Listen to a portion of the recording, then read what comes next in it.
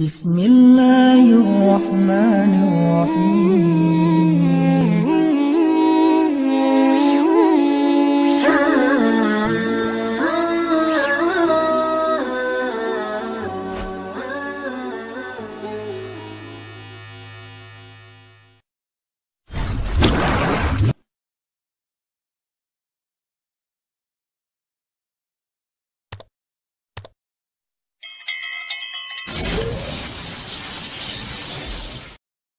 Ini kisah nyata dan terjadi sekitar 20 tahun yang lalu lah di Mesir. Jadi ada seorang ibu janda dengan satu anak bayi dan tidak ditinggali apa-apa oleh suaminya. Suaminya meninggal dalam keadaan miskin. Dan ibu ini juga keluarga besarnya orang miskin semuanya. Tidak ada yang mampu. Akhirnya setelah dia menjadi janda, dia kerjanya ganti-ganti. Kadang jadi pembantu di rumah orang, kadang di pasar, segala macam. Pokoknya nggak punya pekerjaan tetap untuk bisa menafkahi bayinya. Baru sekitar sebulan ditinggalkan suaminya, bayinya sakit keras, panas tinggi, panas luar biasa. Terus panas tinggi, mau dibawa ke rumah sakit, nggak punya biaya, beli obat aja nggak ada duit, makan aja belum hari itu. Hanya dikasih minum air putih, dikompres, kasih minum air putih, dikompres, sambil menangis. Bayinya terus menangis sepanjang hari, sampai malam hari bayinya berhenti menangis karena sudah lelah. Capek seharian nangis, akhirnya ketiduran. Bayinya tidur. Ketika bayinya tidur, jam 12 malam, ibu ini dalam keadaan bingung. Beliau kemudian berwudu, kemudian sholat 2 rakaat. Setelah selesai sholat 2 rakaat, ibu ini berdoa kepada Allah, Robbi, saya ini adalah perempuan yang tidak punya wali, tidak punya suami, tidak ada yang menafkahi saya. Sedangkan saya punya seorang anak dan dia sekarang sakit. Suami saya baru meninggal. Dia curhat sama Allah. Jadi kalau kita doa sama Allah tuh curhat dulu, jangan to the point. Ya Allah minta ini, minta itu. Curhat dulu kayak Nabi Zakaria. Kayak gimana doa Nabi Zakaria? Rabbi inni wahanal 'azmu minni washta'ala ar-ra'su shayba wa lam akum bidu'aika rabbi syaqiyya. Rabbi, tulang saya sudah lemah, rambut saya sudah putih. Curhat dulu masalah kita apa? Dia curhat kepada Allah tentang masalahnya. Dia nggak punya uang untuk beli obat, nggak punya nafkah, bahkan hari ini makan juga belum. Terus dia bilang di akhir doanya, Robbi, aku pasrahkan hidupku ini kepadamu. Aku serahkan urusan masalahku ini kepadamu. Berilah jalan keluar kepadaku dan anakku, wahai Allah. Dia berdoa kepada Allah, minta diberikan jalan keluar. Akhirnya pas habis berdoa, tiba-tiba ada orang yang ketuk pintu rumahnya. Assalamualaikum. Dibukain pintu seorang laki-laki. Assalamualaikum. Mana anakmu yang sakit? Saya seorang dokter. Mana anakmu yang sakit? Akhirnya ibu ini heran. Dokter datang ke rumahnya sendiri padahal dia nggak manggil. Ditunjukin. Dokter ini meriksa bayi itu. Diperiksa sama dokternya. Setelah diperiksa, dibuatkan resep obat. Terus dokternya bilang kepada ibu, nih resep obatnya, silakan beli obatnya di apotek segera, ini kasihan anaknya udah terlalu panas dan harus segera diberikan obat. Terus saya mau pulang, silakan diselesaikan administrasi, minta bayar. Ibu ini bingung pas dokternya minta bayaran. Kata ibu ini, dokter, saya nggak punya uang. Terus dokternya bilang, terus kalau ibu nggak punya uang, ngapain ibu telepon saya tengah malam jam 1 malam nelfon saya? Kata ibu ini, saya tidak telepon dokter.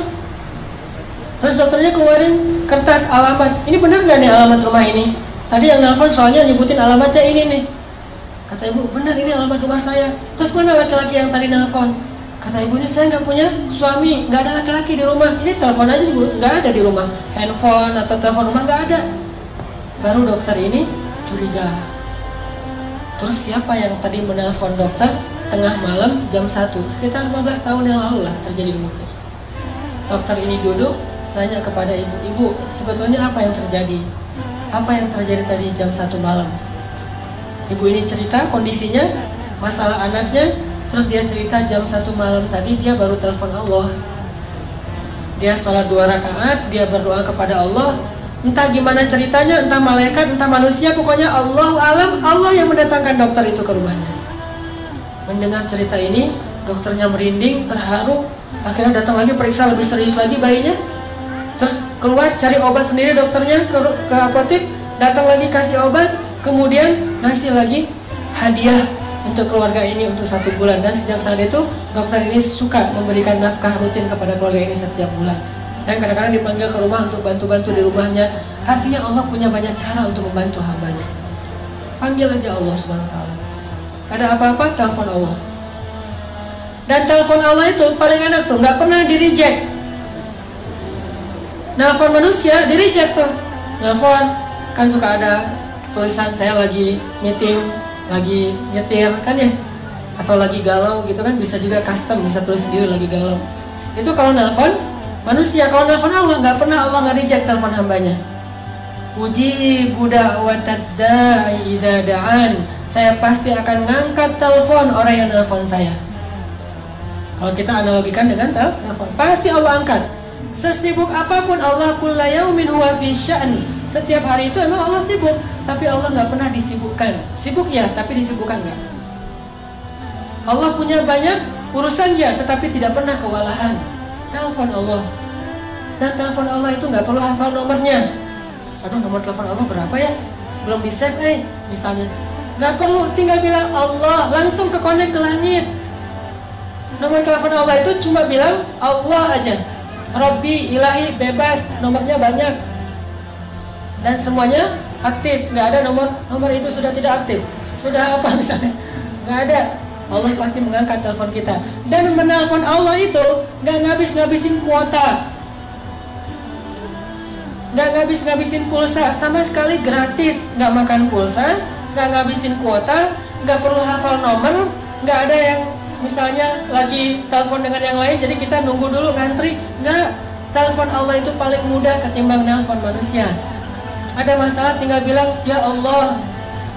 Allah langsung mengatakan abdi alaka hajah, wahai hambaku apa kebutuhanmu. Bahkan di waktu tertentu Allah yang datang kepada kita, bukan cuma kita telepon Allah jarak jauh, Allah datang kepada kita.